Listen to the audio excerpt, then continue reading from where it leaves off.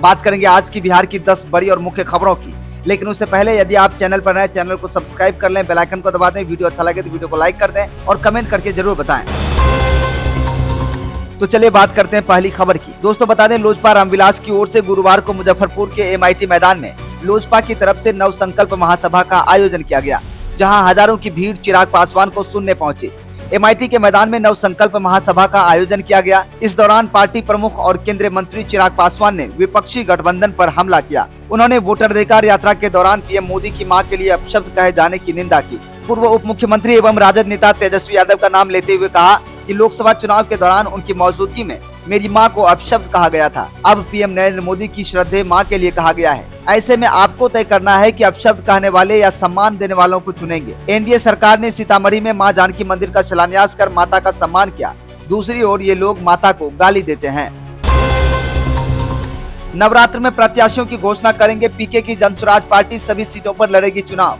दोस्तों आपकी जानकारी के लिए बता दें कि जनसुराज पार्टी ने घोषणा की है कि वह बिहार विधानसभा की सभी 243 सीटों पर अकेले चुनाव लड़ने का फैसला लिया है। पार्टी के राष्ट्रीय अध्यक्ष उदय सिंह ने बताया कि नवरात्र के आसपास प्रत्याशियों के नाम की घोषणा होगी।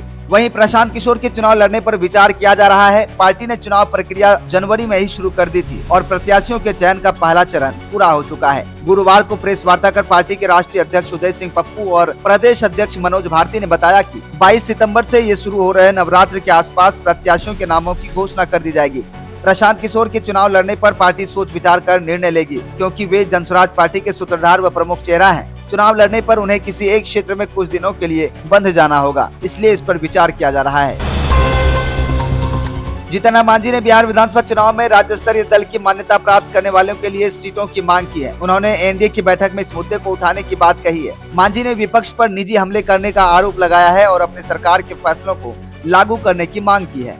संतोष सुमर ने कार्यकर्ताओं से चुनाव की तैयारी करने का आह्वान कर दिया है। हिंदुस्तानी अवाम मोर्चा के संरक्षक एवं केंद्रीय मंत्री जीतन राम मांझी ने गुरुवार को नई दिल्ली के कॉन्स्टिट्यूशन क्लब में आयोजित पार्टी के राष्ट्रीय अधिवेशन में कहा कि उन्हें बिहार विधानसभा में इतनी सीटें चाहिए कि राज्य स्तरीय दल की मान्यता मिल सके।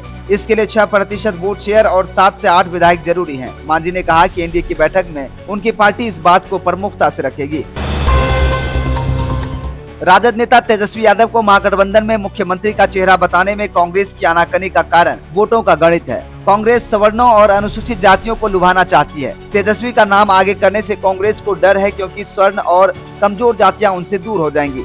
राहुल गांधी क्षेत्रीय संतुलन बनाना चाहते हैं, इसलिए कांग्रेस इस मुद्दे को टाल रही है। तेजस्वी का नाम पहले ही आगे कर देने से सवर्णों के साथ कमजोर उपजातियों, विशेषकर अति पिछड़ा के कांग्रेस से बिदकने का डर है। इसलिए चुनाव संपन्न होने तक कांग्रेस का शीर्ष नेतृत्व तेजस्वी के नाम को शायद ही आगे करे।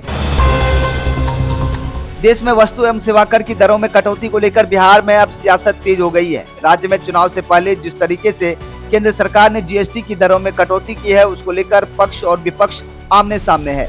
बिहार में एक तरफ जहां NDA गठबंधन इसका स्वागत कर रहा है और दावा कर रहा है कि इससे आने वाले समय में देश की अर्थव्यवस्था और ज्यादा मजबूत होगी, तो वहीं दूसरी तरफ विपक्ष चुनाव से पहले इस ऐलान के टाइमिंग पर सवाल खड़े कर रहा है।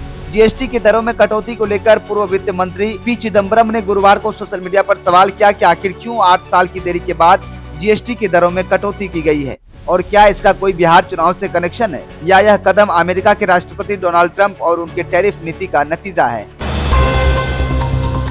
दोस्तों बिहार चुनाव से पहले गाली पर संग्राम छिड़ा हुआ है। वोटर अधिकार यात्रा के दौरान प्रधानमंत्री नरेंद्र मोदी को गाली दिए जाने के मामले में NDA ने बिहार बंद की कॉल की थी और अमली जमा पहनाने के लिए कार्यकर्ता सड़क पर उतर आए, दुकानें बंद कराई, चौराहों पर जाम लगाया और खूब उत्पात किया। वोटर अधिकार यात्रा के दौरान ही जगह जगह एक नया नारा भी लगाया गया है, जिसमें प्रधानमंत्री नरेंद्र मोदी को वोट चोर कहकर संबोधित किया गया है। बिहार चुनाव से पहले इंडिया ब्लॉक की लेटेस्ट स्लोगन ने 2019 के आम चुनाव के दौरान लगे कांग्रेस के नारे की याद दिला दी है। पंजाब में आई भीषण बाढ़ ने वहां के लोगों का तो सब कुछ छीन लिया ही है, लेकिन इसका टीस अब बिहार में भी दिखने लगी है। मधुबनी और सहरसा जैसे जिलों के सैकड़ों प्रवासी मजदूर को जो पंजाब के खेतों में मजदूरी कर अपने परिवार का पेट पालते थे, अब रोजगार संकट से जूझ रहे हैं। मधुबनी के सैकड़ों श्रमिक हर साल पंजाब के खेतों में धान बुआई और कटाई करने जाते हैं। यही खेत खलिहान उनके घर परिवार की खुशियों का सहारा होते थे, लेकिन इस बार बाढ़ में डूबे खेतों ने मजदूरों की उम्मीदें तोड़ दी है। मजदूरी बंद होने से परिवारों में आर्थिक संकट गहराने लगा है। जिन श्रमिकों के परिजन पंजाब में फंसे हैं, उनकी सलामती को लेकर भी घर वालों की चिंता बढ़ गई है।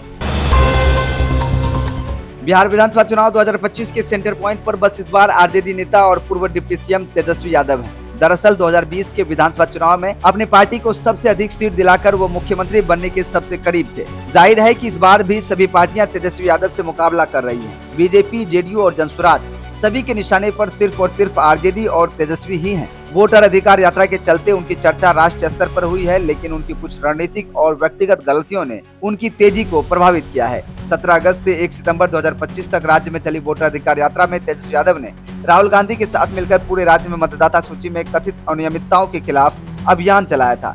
इस यात्रा में राहुल गांधी डोमिनेंट नजर आए। खुली जीप में ड्राइविंग सीट पर उनकी उपस्थिति ने आरजेडी कार्यकर्ताओं और बिहार के मतदाताओं में यह धारणा पैदा कर दी कि तेजस्वी राहुल के पिछलग्गू बन गए हैं। बिहार विधानसभा चुनाव की लड़ाई एनडीए और महागठबंधन के बीच सिमटती जा रही है, जिससे जनसुराज के संस्थापक प्रशांत किशोर त्रिकोणीय बनाने में जुटे हुए हैं। प्रशांत किशोर ने बिहार तक कॉन्क्लेव के कार्यक्रम में अपने चुनाव लड़ने के पत्ते खोलकर सियासी तपिश बढ़ा दी है। उन्होंने कहा कि अगर पार्टी तय करती है कि मुझे चुनाव लड़ना चाहिए तो हम लड़ेंगे।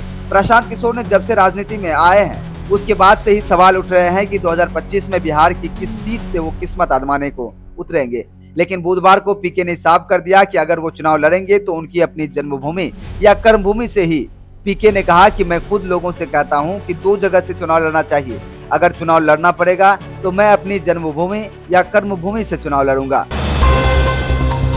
बिहार विधानसभा चुनाव की सियासी तपिश के बीच दरभंगा में वोटर अधिकार यात्रा के दौरान पीएम मोदी और उनकी मां को लेकर दी गई गाली को बीजेपी ने सियासी मुद्दा बना दिया है। इस मुद्दे को लेकर गुरुवार को एनडीए ने बिहार बंद बुलाया है, जो दोपहर 1 बजे तक रहेगा। बीजेपी और एनडीए ने पीएम मोदी की मां के खिलाफ की गई आपत्तिजनक टिप्पणी को महिला अस्मिता से जोड़ दिया। यही वजह है कि बीजेपी की महिला मोर्चा ने बिहार की सड़क पर फ्रंट फुट पर उतरकर महागठबंधन के खिलाफ माहौल बनाया। बीजेपी की महिला मोर्चा के कार्यकर्ताओं के साथ एनडीए के तमाम बड़े नेता भी बिहार की अलग अलग शहरों की सड़क पर उतरे और महागठबंधन को महिला विरोधी के कटघरे में खड़ा कर दिए। इस तरह एनडीए की बिहार चुनाव से पहले गालीकांड को भावनात्मक मुद्दा बनाकर आरजेडी कांग्रेस को घेरने की रणनीति है।